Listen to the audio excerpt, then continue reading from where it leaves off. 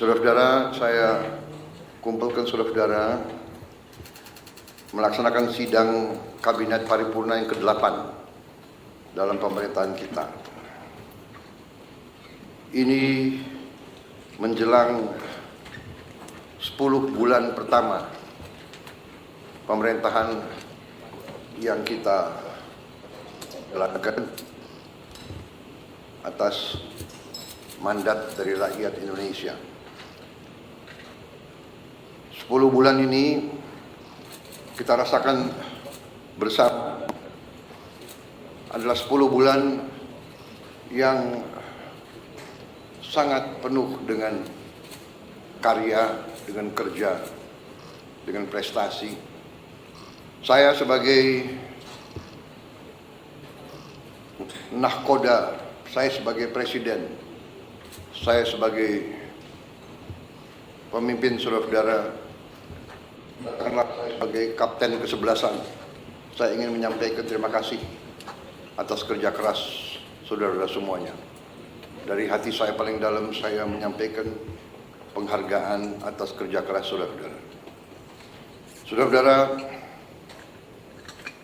kita semua punya pengalaman yang berbeda-beda, tapi kita semua punya pengalaman sebagai pemimpin. Dan kita mengerti betapa sulitnya untuk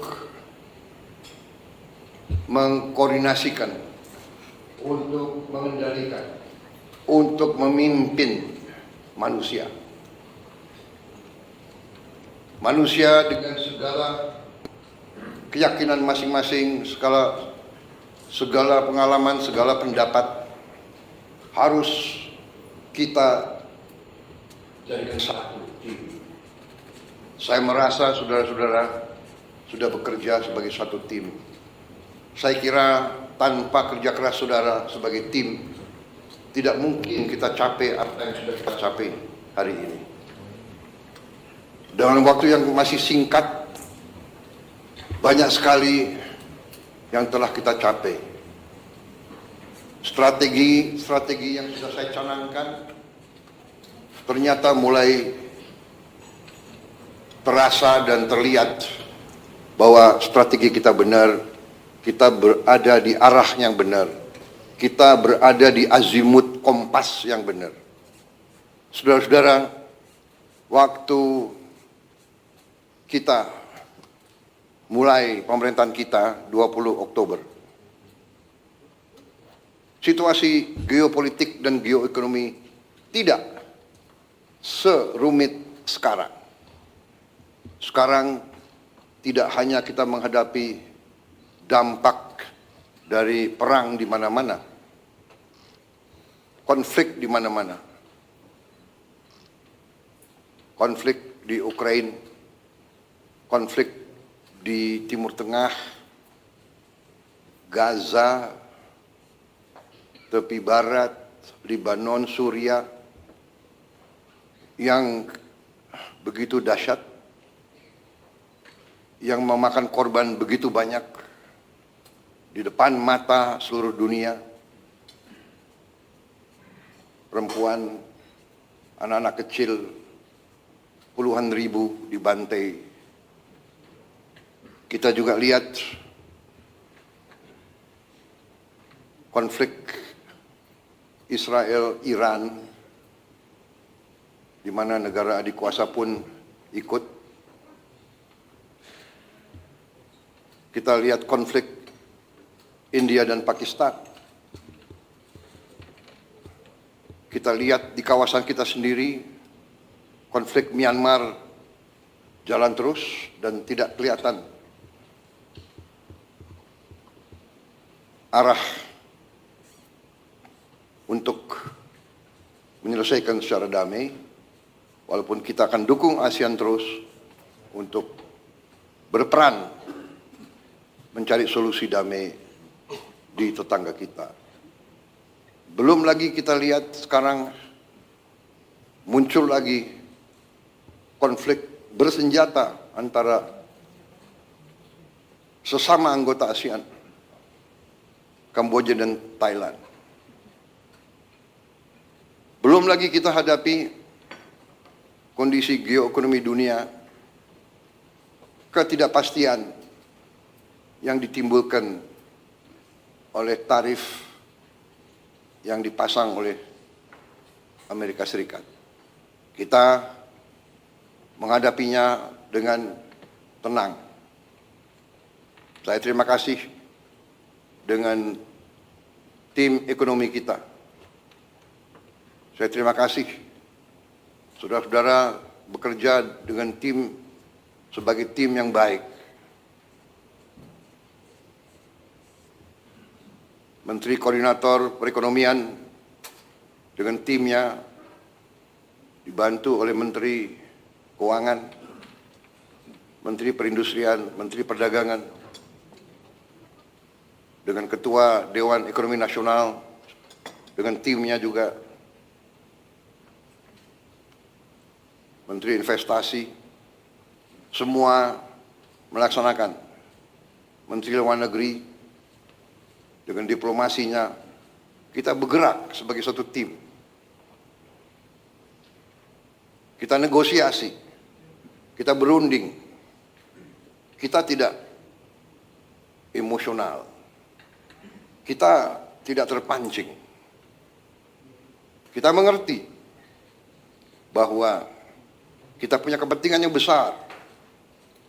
Tugas pemerintah Indonesia adalah melindungi rakyat Indonesia, melindungi pekerja-pekerja kita dan keluarga mereka. Untuk itu, kita telah mencapai suatu titik yang terbaik yang bisa kita capai pada saat ini.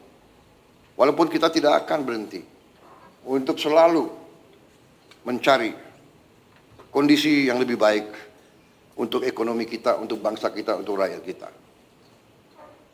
Saudara-saudara, kita faham dan kita mengerti bahwa kondisi ini akhirnya menguji strategi besar kita, menguji strategi transformasi yang sudah saya canangkan di awal, bahkan sebelum saya dilantik sebagai presiden.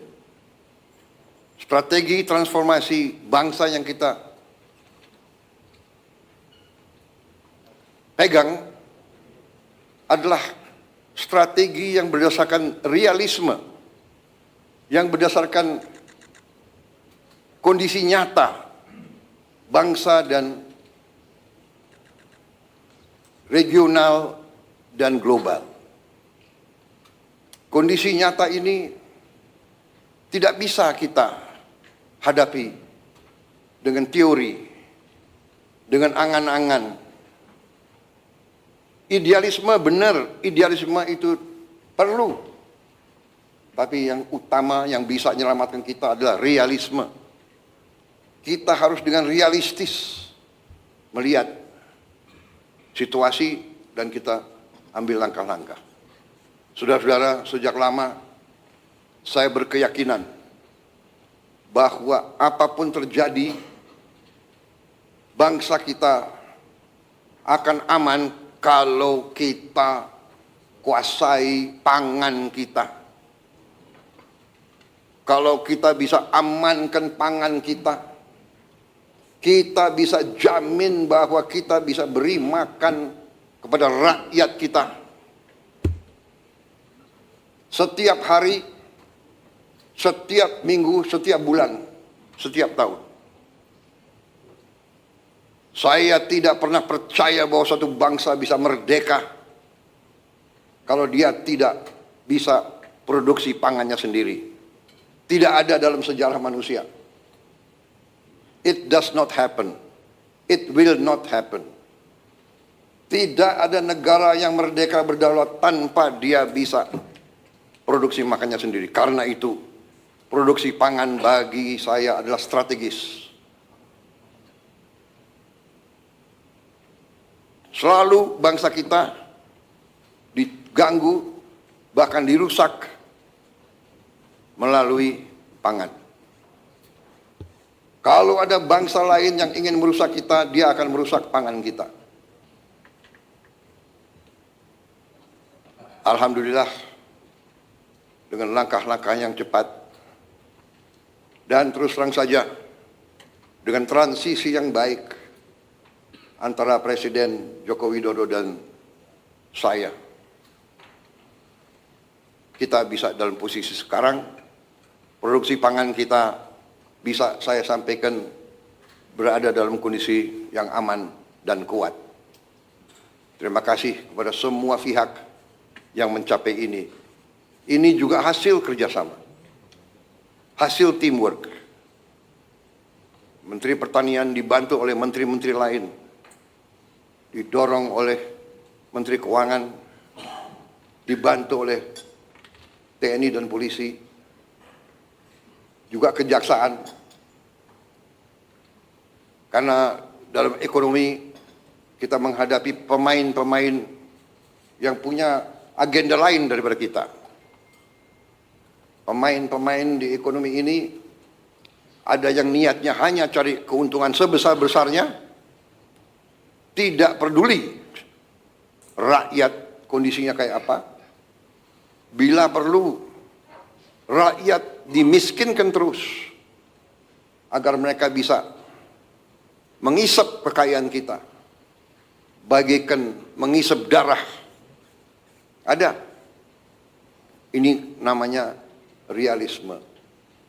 Kita bukan anak kecil. Kita duduk di sini, di kabinet ini, saya sebagai presiden, wakil presiden semua, kita di sini bukan anak-anak kecil. Kita tidak bisa dibohongi, kita tidak bisa ditipu lagi. Kita ingin baik. Kita ingin beri kesempatan kepada semua. Tapi kita tidak rela rakyat Indonesia dimiskinkan terus.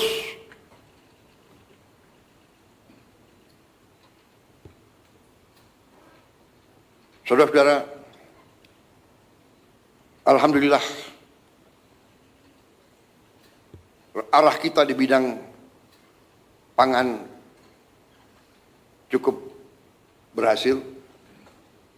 Cadangan yang ada di pemerintah sekarang terbesar sepanjang sejarah.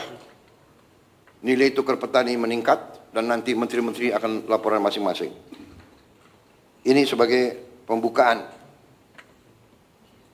Tetapi di sini saya tekankan bahwa strategi kita ternyata berada di arah yang sudah benar. Saudara-saudara sekalian,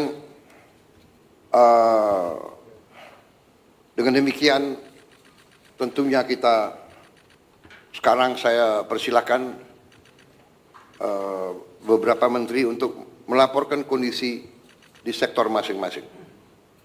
Kita prioritaskan tentunya para menteri sebagai leading sektor, sebagai leading katakanlah sebagai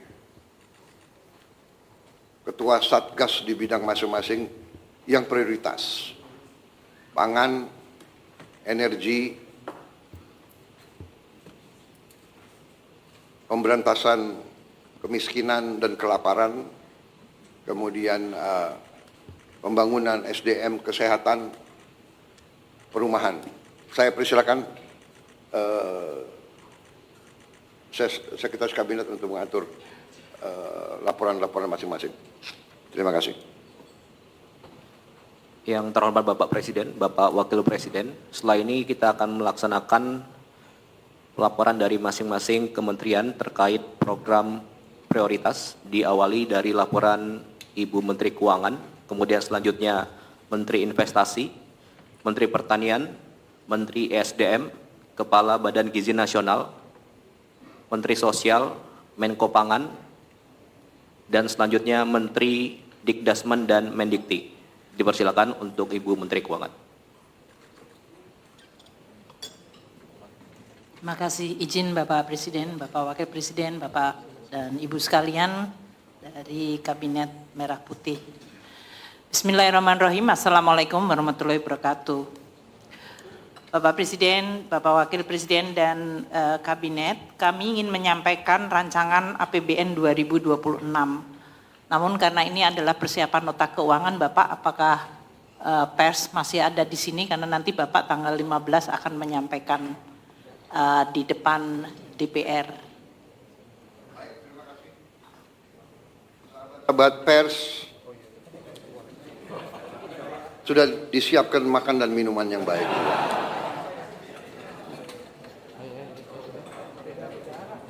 Ngusirnya secara halus. Nggak mengusir.